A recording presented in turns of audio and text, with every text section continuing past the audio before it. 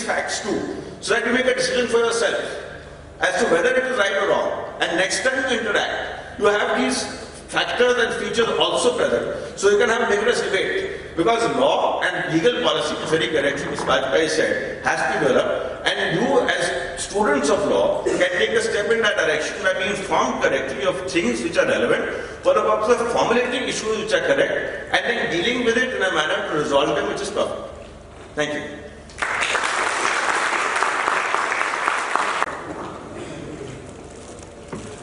For his enlightening words. We'd also like to welcome the third panelist for the day, Professor B.B. Pandey, and request the Honorable Vice-Chancellor to felicitate him.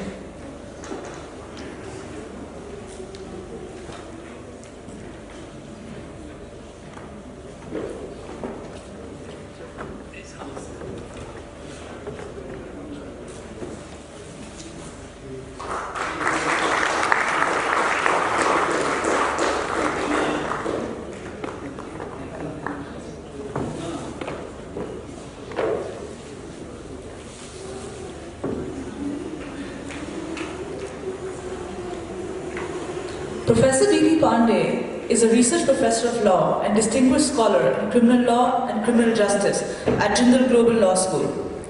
Professor Pandey has worked with institutes of national and international repute in various capacities at the University of Jabalpur, University of Dar es Salaam at Tanzania, Lucknow University, City University Hong Kong, amongst others. He's also served as the Human Rights Chair Professor of the National Human Rights Commission at New Delhi in 2007. Professor Pandey also has several academic distinctions to his name, including 107 publications in national and international journals and 124 papers in national and international conferences and seminars.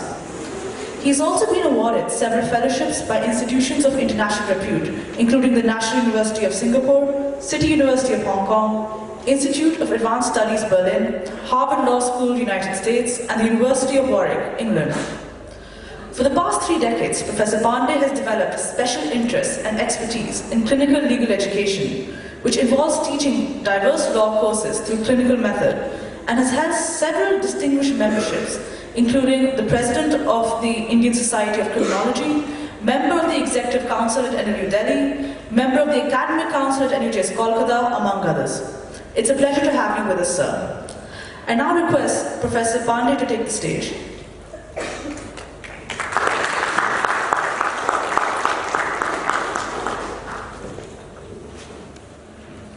Thank you, Professor N.K. Chakravarti and the organizers of this conclave, a very befitting conclave.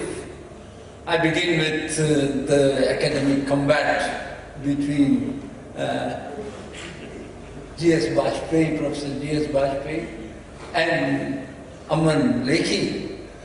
I recall Aman from the law faculty, Campus Law Center, a very strong, ardent mooter.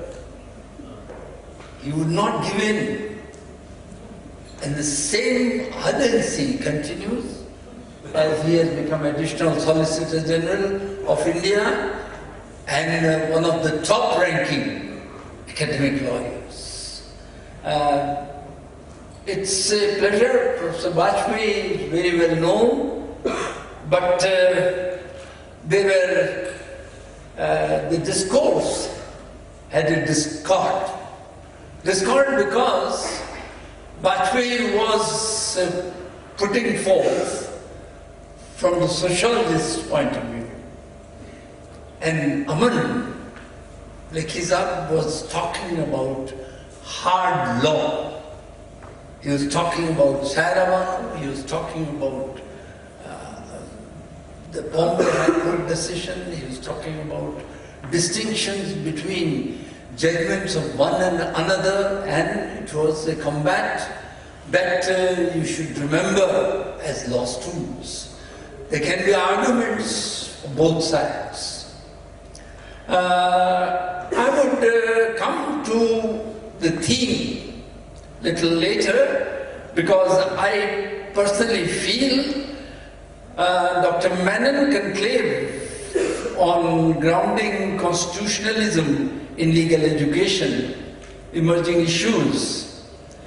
And this panel on constitution and personal laws, criminalization and discrimination cannot be meaningfully debated without referring to Dr. Menon's comprehensive legal education philosophy. I know in earlier sessions this must have been discussed, but as a person who has been close to Dr. Menon, right from day one in Bangalore National Law University, down to the setting up of NUJS. I was in the governing council, first governing council, I was in the academic council, and I was a member of the first selection committee that selected people in NUJS. So I feel we must revisit Dr. Menon's unique visions on legal education. And first, three core visions, namely, reaching out law to the weaker sections target. That was his first vision. And that was the vision that motivated him throughout his academic life journey. The second vision was reshaping law teaching into 5-year course taught in national law universities.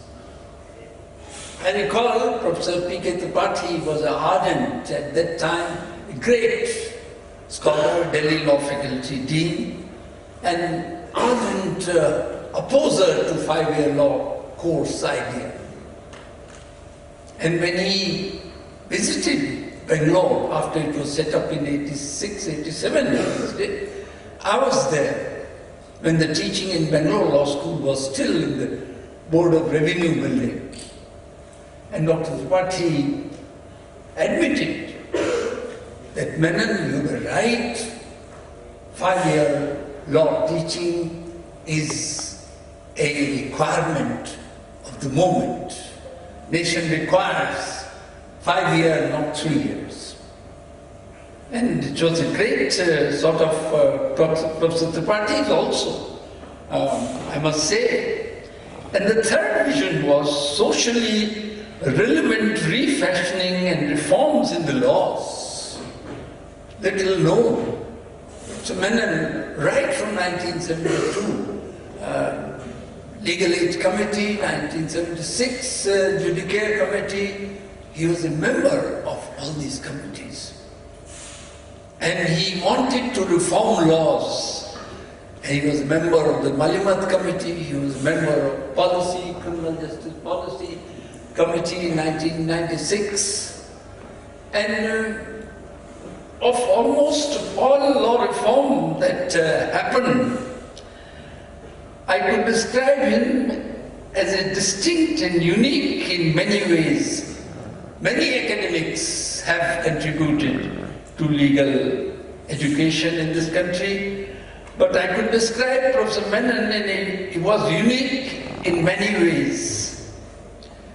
Many other legal academics and law teachers may have held visions about legal education, but very few had the courage and perseverance to back them up to the deeper understanding and concrete action level. Dr. Menon's pet vision of reaching out law to the weaker sections may have been born way back in 1956-57 in a law school in Kerala. In the course of pursuing LLB course, but it was nurtured in the legal aid clinic in Aligarh and Delhi University in 1960s. When Dr. Menon was asked to organize the All India Law Teachers Conference by Delhi Law Faculty in 1972, February 1972, one of the prime recommendations of the conference was to introduce Law and Poverty as a course for law students and the Delhi Law Faculty. And the Delhi Law Faculty was the first law faculty in the country, or even law universities, that took up law and poverty course. Dr. Menon volunteered to be the teacher at Campus Law Center. Professor Upen Bakshi volunteered to be a teacher in Law Center 2, and myself in Law Center 1, Law and Poverty course. And afterwards, this Law and Poverty course proliferated, and I could understand Professor Menon's idea. If you want to reach out law to the needy, to the poorest of the poor, you must be able to reinvigorate the students, who would be your arms and limbs. And later, writing about Frank Bloch, writing a preface to his edited book, The Global Clinical Movement in 2011, writes, 25 years ago and 10 years into my law teaching career, I found myself in the office of Dr. N.R. Madhava Menon, then the head of the Campus Law Center, Delhi University. I had heard from him, from the colleagues in the United States, that he and few others in India, most notably Professor Upen Bakshi, were seeking to introduce clinical method into India's tradition-bound system of legal education by establishing university-based legal aid clinics. Now this was Professor Menon's first vision, and he pursued it till he achieved quite substantial breakthrough in it. I used to have, when I used to visit Bangalore Law School and legal aid clinic not doing very good, I used to tell him, Professor Menon, legal aid is not doing very well in your National Law University. And he said one day, because corporate funding is coming in conflict with legal aid work. We are banking on corporate funding. I said, you are giving in. This should not happen. This is your first vision. He remembered it. He admitted, yes, I agree with you. Why don't you come more often and speed it up? Because I was at that time doing legal aid. I was the director of Campus Law Center, Law Faculty Legal Aid in Delhi. Regarding Dr. Menon's second vision of imparting legal education through distinct and alternate system, many views will be shared by different scholars present in the conclave. I would only congratulate the organizers of the present conclave to underscoring the focus towards the Constitution, constitutionalism, transformative constitutionalism, which has assumed much greater significance in the present day legal education. I had learned law, taught for quite some time as a subject like criminal law, criminal procedure law, evidence law, property law, contract law, family laws, as standalone subjects without any linkage with the constitutional norms and values.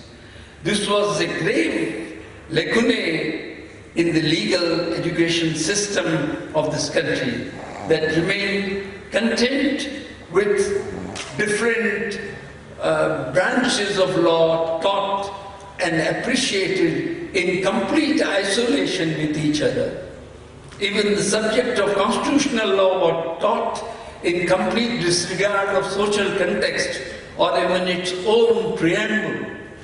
Constitutional law began with the definition of state, fundamental rights, division of political and legislative powers, etc., etc. Even at the judicial level, constitutionality issues were rarely raised in respect to personal liberty, starting with A.K. Gopalan, coming down to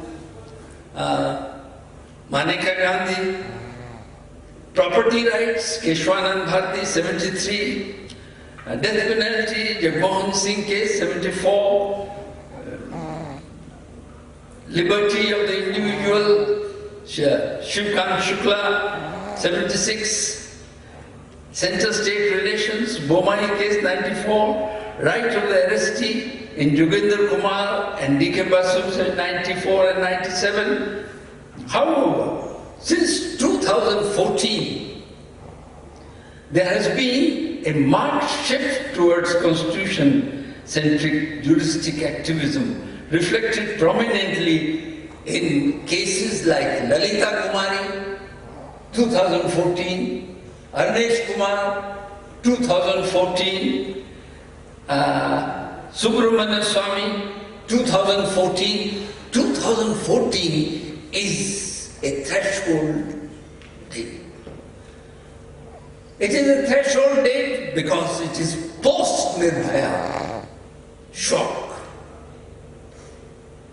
The courts were also trying to realign its role vis-a-vis the executive. For the first time, the court said that police power should not be permitted to.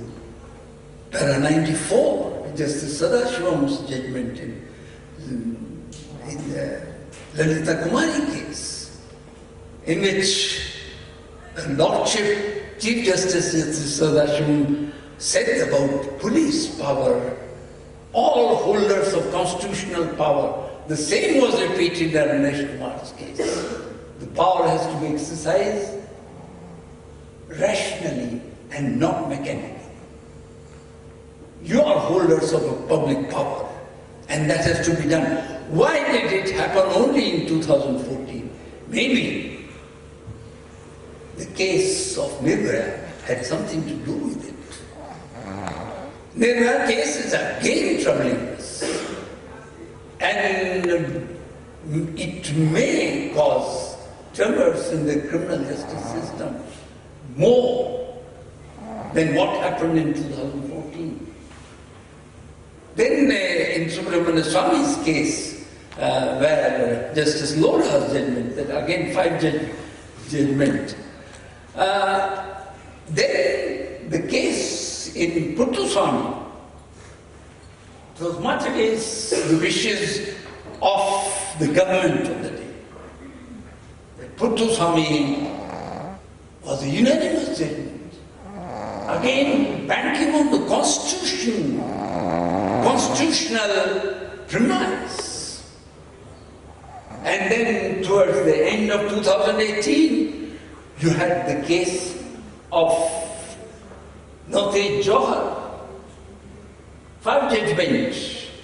In 21 days after that, you have the case of Joseph Shine.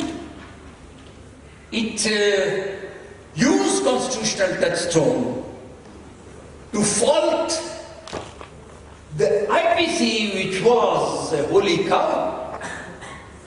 You read Justice Koshal's judgment in Nas Foundation case, and you read Justice Deepak Mishra's in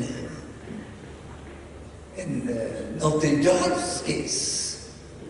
They are banking on different. So I would slightly disagree with Aman here, with reverence, respect, that it has not been, Constitution has not been our basic document for all these times. And I would have disagreed with Professor Menon also on this. Professor Menon seems to be saying, I'm happy that Justice Ravindra Bhatt has said rights are fundamental and not restrictions. I used to argue with Professor Menon sometimes. Professor Menon said, state has power to impose reasonable restrictions, and Pandey, why do you talk about rights? I have to say that you cannot do it. Professor Menon, even if you want it, state doesn't, the Constitution, Part 3 of the Constitution gives is right, and Ravin Bhatt the other day has said rights are fundamental and not restrictions. I was so happy. Ravin Bhatt also has been from the Campus Law Center. Therefore, I am happy about that. Now, talking of constitution takes you beyond the conservative understanding of normative framework, but requires us to appreciate the spirit of the constitution that links the constitution to the competing ideas of India. It says that India has to be reinvented. India has to be found. Every day when constitution is interpreted by the courts, argued by the lawyers, and I'm happy about in a very recent book by Madhava Khosla, India's founding moment, a book published by Madhava Khosla, Professor Madhava Khosla, who teaches in Columbia and Ashoka University, both in 2019, Khosla brilliantly alluded to the unique universal vision of the Constitution of India that claims only citizenship, unmediated by identity, will be able to create sustainable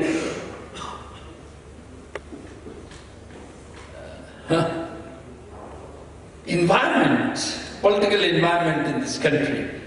Madhava Khosla is talking about CAA and NRC, and he says that the basic flaw in the understanding of the Constitution is libertarian and not identity-based. It is neither Hindu nor Muslim nor Christian nor Sikh nor Parsi.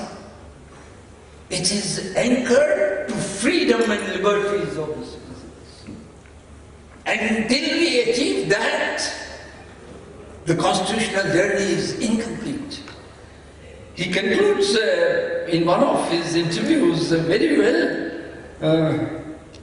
no document is self-executing or can provide its own security. If there is an external political commitment to making it work in a way it's meant to work, it will work. Else it won't. If you want to make the Constitution work in any other way, it won't work. It has to work in libertarian way. It has to be anchored on freedoms. So these days, some chief ministers are saying, those who talk of freedom will be behind bars. No, this is not done. Freedom is the spirit of the Constitution. Freedom has to come. You have to. I know I'm going into a minefield where Aman will not spare me, but I don't mind. The third, coming to the panel on Constitution and family laws, recall Professor Friedman's classic Law in a Changing Society, first published in 1959, has discussed family law under 9 subheads that relate to relationship between husband and wife, parent and children, state and family law. Personal laws have been a pet playing ground both for non-interference and for over-interference. Right from colonial times down to freedom time today.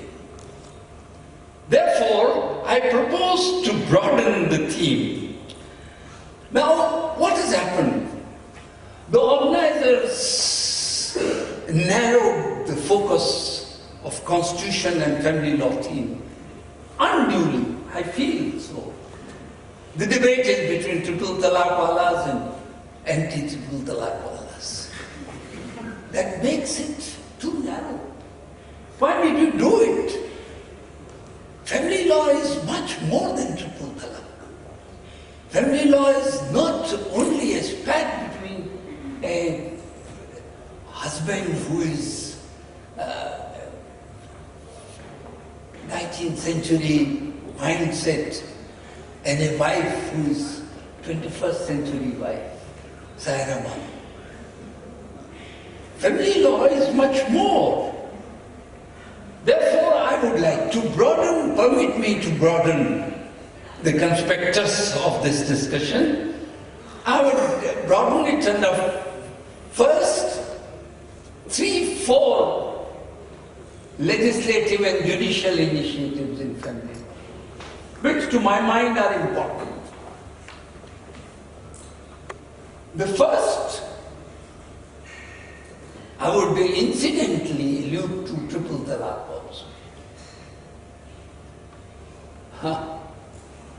First is paradox of criminalization of a relatively minor matrimonial crime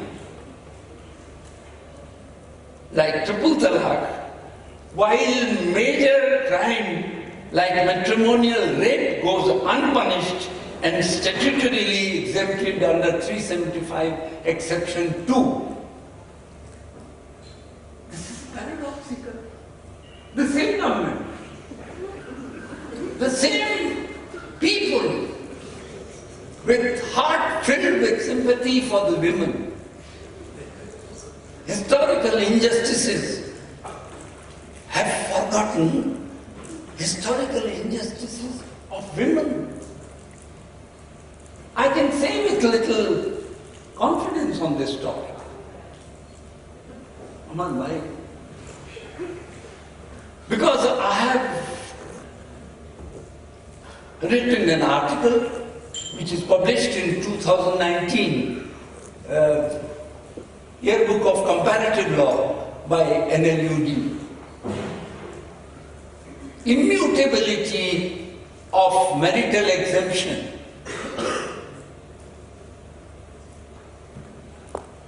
And you know, before that article was published, publisher was Springer. None less than a former Chief Justice of India approached me, you change your opinion in that hour. I had to be curt with him. I told him, I don't know how judges form an opinion and change them. But as academic, I have no reason to write something lightly and change it later on. Aman knows me. I mean, I'm that way, academic fighter, academic rebel. So the paradox is, while this has remained unchanged from 1940, marital exemption, wife's age 15 years, has remained 15 years. It was changed last in 1940, all through Mathura demonstration, all through Nirvana demonstration, 2013 criminal law amendment. This is a holy cow. This is a bonus given to the husband. And every time the government comes with an argument, and I've started that article with Union government's affidavit that the institution of family will break down. If the institution of family is based on marital rapes, if it breaks down tomorrow, let it break down today.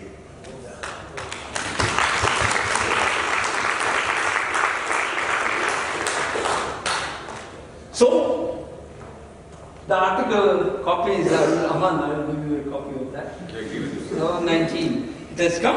And why don't you move something there? So this paradox speaks enough about triple talaq and the honesty of the second, a very welcome legislative initiative to amend Medical Termination of Pregnancy Act, just passed by the Cabinet last week, which says MRTP Amendment Bill of 2020 has been approved by the Cabinet recently, which increases the period within which pregnancy can be terminated if the pregnancy is in respect to some ailment of the unborn child. And I recall the case of Savita Sachin Patil versus Union of India in 2017, civil appeal petition of 4 pregnant women whose pregnancy had continued for more than 20 weeks. They could not get it terminated without the permission from the court. If they terminated it, they would be criminals, criminalizing termination of pregnancy.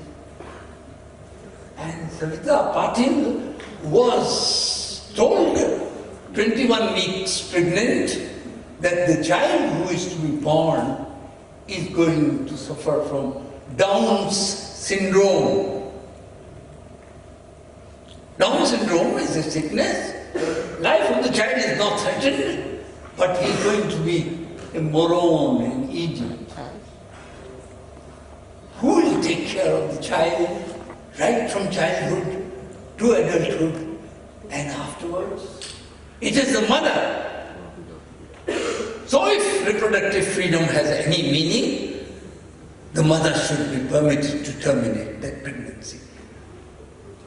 Now, Chief Justice Bobde at that time, Justice, he decided out of the 4 petitions, Savita Patil has no right because her child, she has to bear with this child.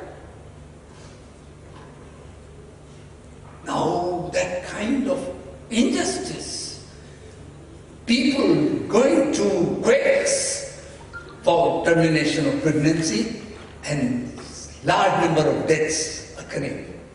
So this is a welcome legislative decision relating to reproductive freedom of women. Then the third is women's religious freedom.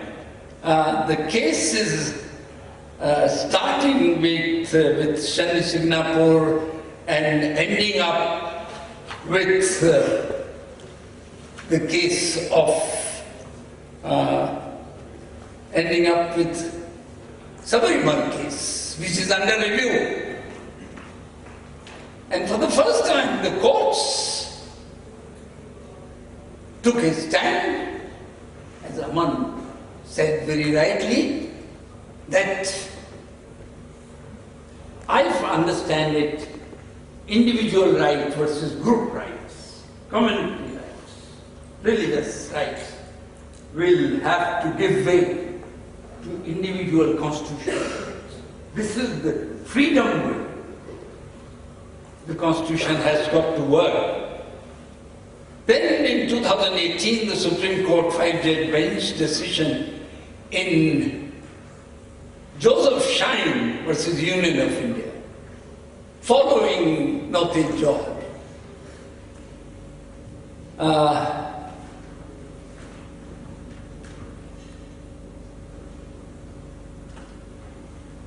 I close up with a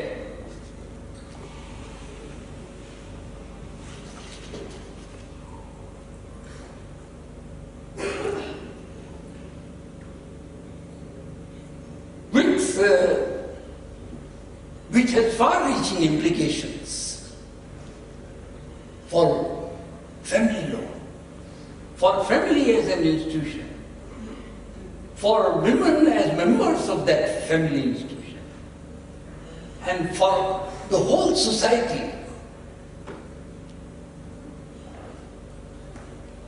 You have been witnessing in the TVs, reading in newspapers, Shaheen Bagh, Lucknow Ghantaghar, women congregating, and a kind of social movement has built in protest against the Citizenship Amendment Act 2019, NRC and NPR. And spontaneous follow-ups. People will say that it is all engineered. If it could be engineered, then women never would need triple talaq law. If it could be engineered, things like that could be done earlier also. But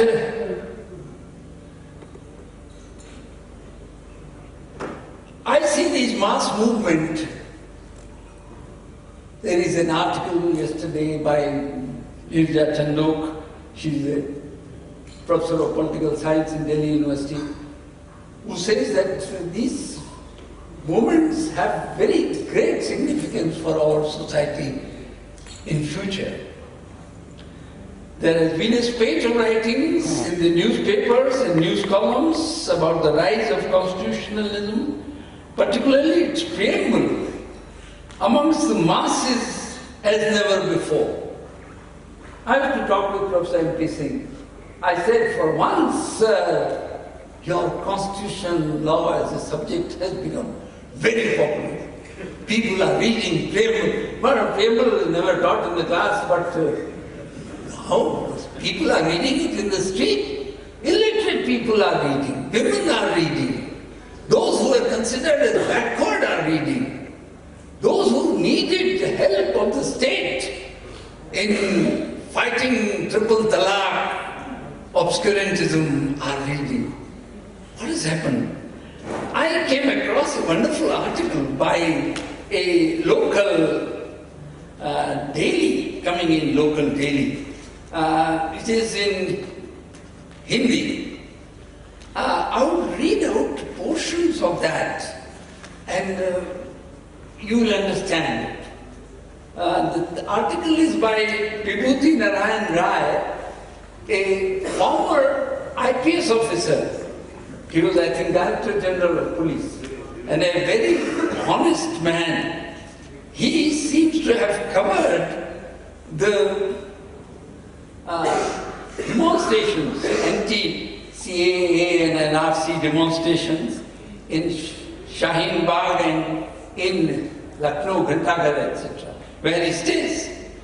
He says that कुछ ही पहले ये कहने वाले कि मुसलमान के लिए भारतीय संविधान से अधिक महत्वपूर्ण शरीयत है, अब संविधान बचाने की बात कर रहे हैं। यह कहना तो सरलीकरण होगा कि सिर्फ औरतों की उपस्थिति मात्र से कट्टरपंथियों की शरीयत छोड़कर धर्मनिरपेक्ष और उदार संविधान के पक्ष में गोलबंद होना शुरू कर दिया है। Now I can see that Firangi Mahli Maulana, people going and reciting the Constitution. It's falling back on the Constitution. And so much fall back on the Constitution. And he says, Vibhuti Rai says, इसके पीछे यह समझ है कि एक NCR उनके बारे में उनकी जीवन बर्बाद कर देगा। उन्हें बढ़ चढ़कर आजादी के नारे लगाते देखना एक अलग ही अनुभव है।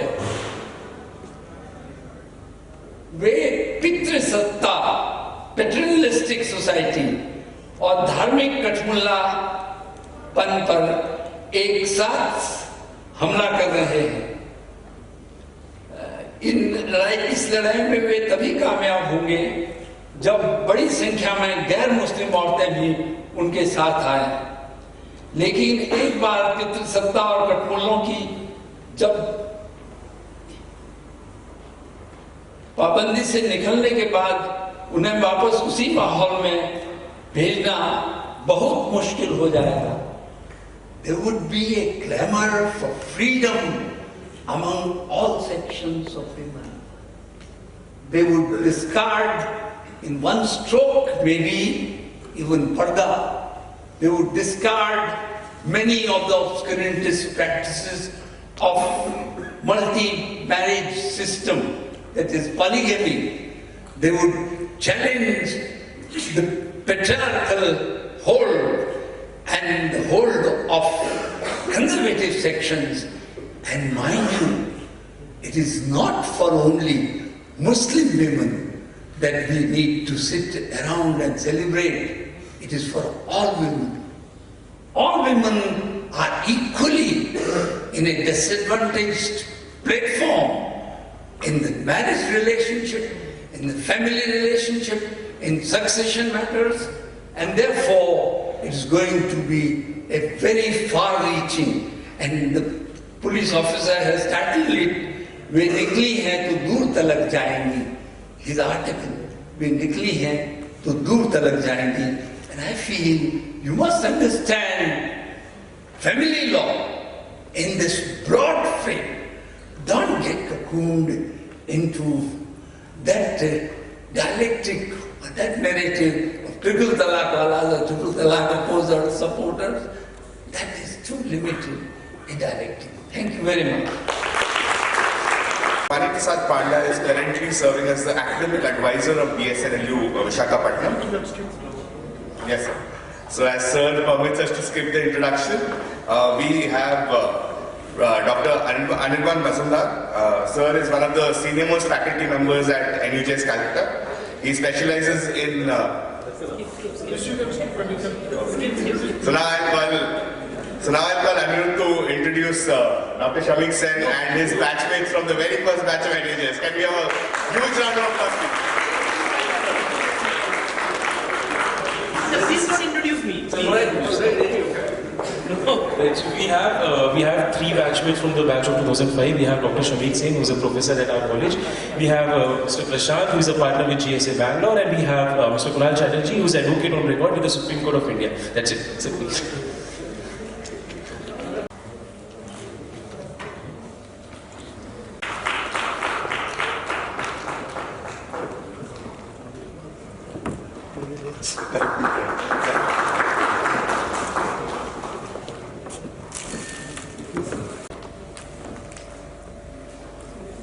Friends, I wish not to be in between these distinguished panelists, and I'll refrain speaking at this particular point of time. If there is any time left over, I'll take care of. But at the moment, I would like to listen along with you people, the distinguished panelists over here. They're all the jewels in the crown of NUJS. This is how the first batch. So I'm rather privileged to be here. If at all I would have got the opportunity also, I would have, if I'm the master of the ceremony probably, I would have asked Professor Gangotri to be here with me. And still feeling for her, I'll be taking this place and I'll listen to what Samik had to say, what Prashant had to say, what Kunal had to say, what Anirban had to say. And with these particular few words, I only request the distinguished speakers, because the time is limited, I was cautioned by the organizers to restrict to 5 to 6 minutes and let there be no, this is not such a thing that again will be telling you that time is less and please take care of yourself. And I'm sure that you are all very learned people in the courts. You know how you manage your case before the judges. So you will manage the time also over here. Thank you very much. With this thing, I request.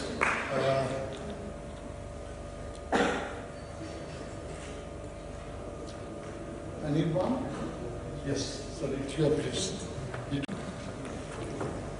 Good afternoon, everyone. I'm grateful to Vice Chancellor Sir, Professor Chakravarti, organizing committee in general and Shorav in particular to give me this opportunity. To remember Professor Menon. No, Professor Menon is a teacher par excellence to me. The first time when I interacted with him was when he was taking my interview as an LLM student in NLS, Bangalore. After the interview is over, and then we had a orientation program. We are only 4 students in the batch, so it was in December. And he told us that library is your syllabus, and after 6 months you will have exam, we'll meet you then. So that was very scary for 3 of us who are not from law school, from a regular conventional law college. But the advantage was that he made us to understand the law school culture, the resources, and gave us freedom to decide that how do you want to plan your stay in NLS for 2 years, and how do you want to use these resources for 2 years. So the point which was in my mind that I wanted to teach, and I wanted to get an opportunity to teach. So I asked him that, is that possible that in the LLM curriculum we get an opportunity to teach? And in the 4th semester there was a law teaching program where we were accompanying faculty, and we got a few classes. That's my first experience of teaching. And I must say that if I'm here, it is because of that experience which I had there. Because that's the day when I realized the pleasure and the pain of teaching. And then, again when I gave interview for NUJS, this is the first time I was formally appointed as teacher. But Professor Menon was the same for me. And I need to say that Professor Menon has definitely contributed in my career. There is no doubt about that. But 5 years, the initial 5 years, which I have spent with the first batch, they actually groomed me as a teacher. So thank you for being there and tolerating me and shaping me up. The few things which I have learned from Professor Menon, and I would like to share it with the current students, that there was a situation when the first hour, 9:30, it was raining heavily and the classroom was full with water. So, and it was my class. I was just expecting that at least I will get one break today. There will not be any class. So Professor Menon came down and then took the first chair from that room and shifted to the next room. So obviously the next chair I took, and after that all other students took each chair. Within 5 minutes, the classroom got shifted from this side of the building to the other side of the building, and the remaining hour I had to take. The message was that under any circumstances you can't miss the class.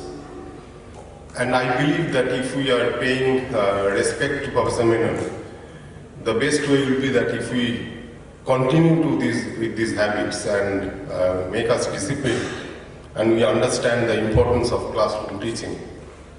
And we need to be giving our 100% to that.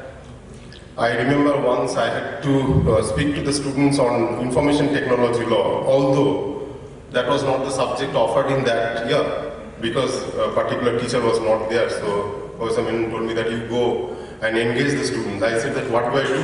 I mean, what do I say?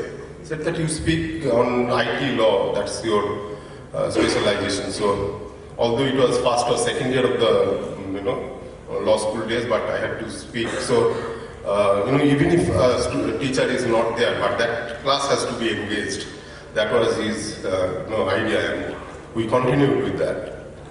I need to say that cooperative teaching, which ma'am referred and Professor Panda referred, I had 2 other colleagues whom I am missing today, Professor Jogarao and Kumkum. And the present students will be surprised to know that every day after the office hours, our job is to go to DN61, the residential complex, and make rehearsal for the next day's class. So you used to give our 100% there also. But even after all that effort, the next day in the class, there will be something going wrong. Sometimes, we all possibly will try our best, but even then something goes wrong, and Kum most of the time ends up crying. Whatever may be the outcome, the idea was that we have never compromised. To the best of our ability, we have tried to do. And when we are here today, I am very sure that whatever Professor Menon has laid down, for example, he gave me, he told me that in a first year class there can be a project topic, which is that you spend one day in a police station and see what are the activities going on and submit a report. Now that was, so what was in his mind is that you need not only the law, what is taught in the class, but you should see the law in action. So, a first year student is supposed to visit a police station and find out what is going on there and report. In the same way, when he sent a delegation, and he also accompanied to Bhuj after the earthquake, again that was an indication that the legal education has to be socially relevant. When we, every time he used to ask me that, what's the new you are going to teach? Now, every day a new thing to teach is very difficult, but I generally used to think about that question might come, that what's the new thing you are going to teach? So it's our duty that we find out what can make a student interested in the class and how you make it not only socially relevant but also as contemporary as possible. And I believe if we can do that and continue to do that, we'll definitely get our success. And I wish all of you good luck, and I'm sure that we will go in the right direction as Professor Menon has shown us, and that's the best way to pay tribute to him. Thank you very much.